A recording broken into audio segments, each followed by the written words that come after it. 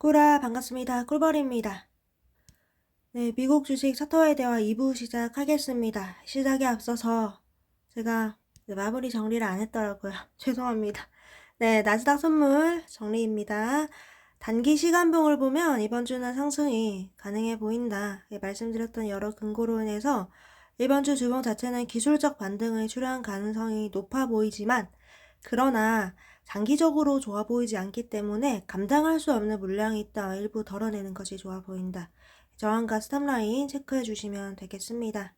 그리고 TQQQ와 QQQ의 분석의 경우에는 여러 가지 근거를 종합을 해 봤을 때 QQQ 기준 490에서 500 정도까지는 반등이 가능해 보인다.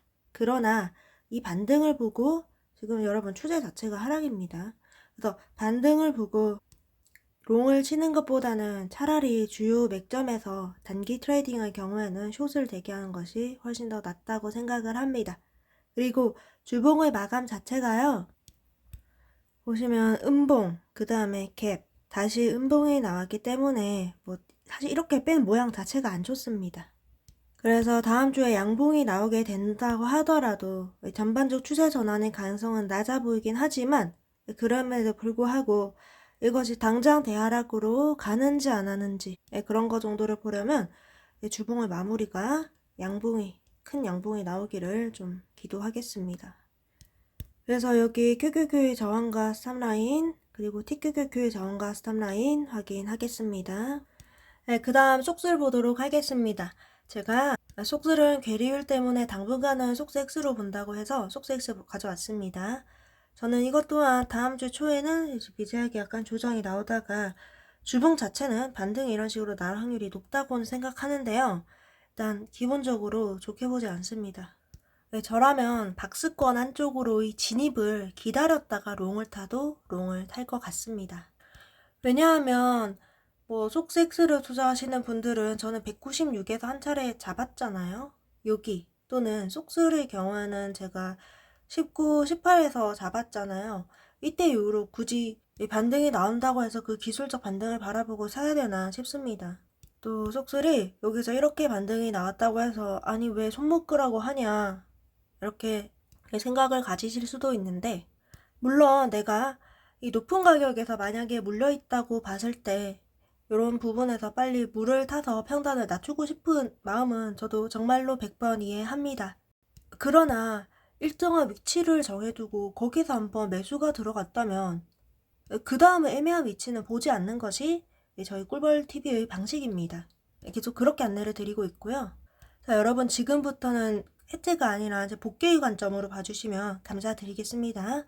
제가 요런 주제 영상에서 속스를 다뤘던 적이 있습니다. 2주 전이었고요. 왜 제가 계속 맥점 스탑로스 하는지 보여드리겠습니다. 보시면은 진짜 엄청 빼고 있습니다. 네.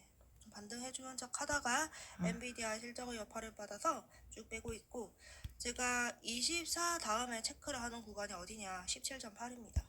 이게 차이가 어떻게 이렇게 날 수가 있나요? 할 수도 있겠지만 제 눈에는요 이 사이에는 아무것도 안 보이거든요. 제 기준에서 이 당시 제가 여기서 단기 고점을 봤었고요. 그리고 요렇게 28에서 찍고 전고점을 보러 가는 뷰를 보겠다. 그랬는데 만약에 28을 따게 된다면 이 뷰는 팩이다. 그리고 26 부근은 반드시 지켜줘야 된다. 26 이탈을 하게 된다면 이 전저점을 열어야 되고 까지 설명을 드렸고 그 다음 잡은 게 24였습니다. 지켜야 되는 구간. 그리고 그 다음 애매한 위치는 제가 안 잡았죠. 여기서 바로 17.8까지 열어버렸습니다. 이 당시에는 너무나도 먼 가격이라고 생각할 수도 있었겠지만 계속 볼게요. 아무것도 아닌 구간입니다. 그렇기 때문에 이게 내려오면서요. 계속 제가 말씀드린 거지 이런 식으로 변곡을 만들거나 아니면은 이렇게 잡아놓은 것 말고는 관망하겠다. 그게 지금 이 조정장을 대하는 제 생각입니다. 그렇게 할 것 같습니다. 속수를 투자한다면. 네, 그렇습니다. 그래서 저라면요 이런 좀 조정장에서 애매한 구간에서 그 계속 물타기 하면서 수량을 늘리는 게 의미가 있을까 싶습니다. 여기서 물타도 물렸고요. 여기서 물타도 여러분 물렸습니다. 그렇기 때문에 저는 차라리 저점 매수 기회를 놓치더라도 안전하게 좀 박스권이 들어오고 추가적인 상승이 확실하게 더 보이는 자리에서 잡거나 아니면은 관망하겠다. 좀 더 보수적으로 보겠다가 속설에 대한 제 생각입니다. 그래서 여러 신호를 종합해서 이런 장에서는 속수의 진입을, 이런 특히 레버리지, 변동성이 심한 주식의 진입을 생각해야 된다고 보고 있으며, 그래서 제가 계속해서 요즘은 속수 X로 보고 있습니다. 네, 여기까지가 제가 이제 여러분께 말씀을 드린 말이었고요. 저라면 정말 그렇게 할 것 같아서 말씀드리는 것입니다. 그래서 속수 X의 박스권, 보라색 박스권 안으로의 안착, 그리고 개인들의 속수 X 순매수가 상위권에 든다. 그렇게 될 때가 속수의 매수 신호이다. 그것 외에는 관망하겠다. 이렇게 말씀드리며 속수의 주요 저항 확인하시면 되겠습니다. 엔비디아입니다. 엔비디아가 생각보다 반등이 잘 나와줬습니다. 이 120에서 버티는 모양이고요. 그렇기 때문에 제가 증시의 추가적인 기술적인 반등을 생각하고 있는 것이기도 합니다.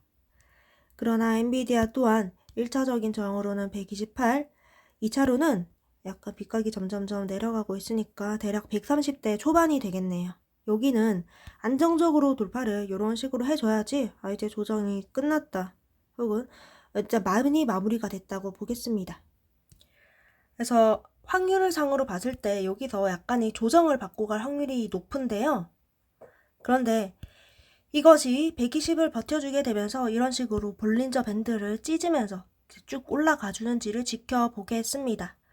당장은 이 빗각에서 지지를 잘 받아줬기 때문에 일단은 나스닥이 좀 더 이번 주는 반등을 해주면서 버티는 뷰로 보겠다. 그렇게 말씀드리겠습니다. 그리고 만약에 여기서 다시금 조정을 받게 된다고 하더라도 110 초반대에서 100 후반대에 굉장히 강한 지지 받을 수 있다는 점 말씀드립니다.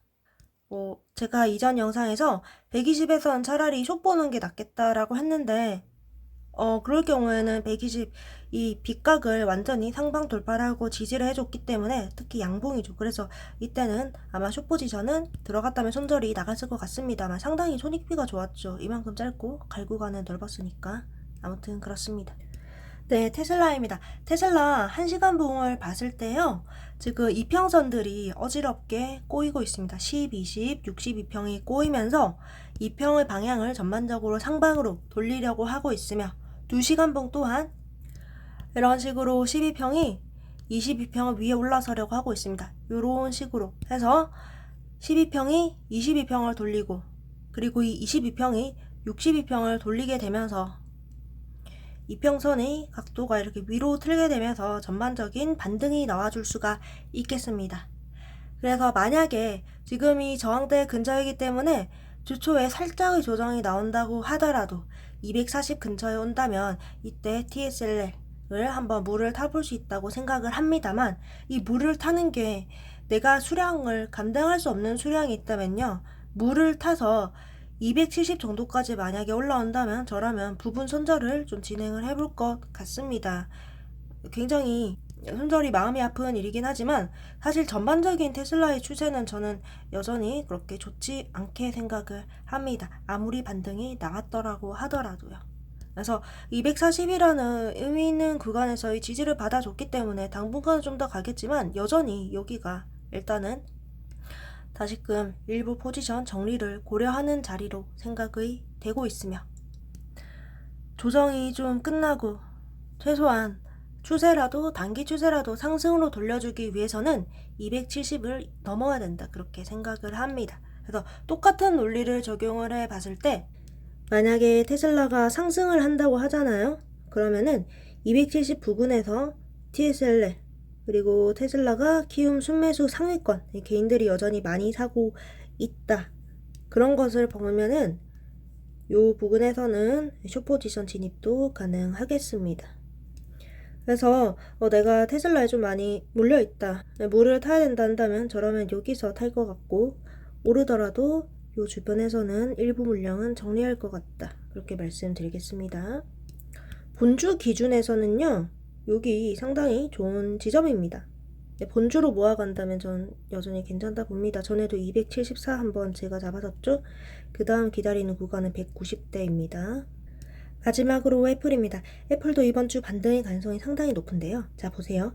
4시간 봉에서 이런 식으로 볼린저 밴드 하드날 닿았다가 이렇게 상승을 해주면서 볼벤을 닫으려는 시도를 해줬다는 점.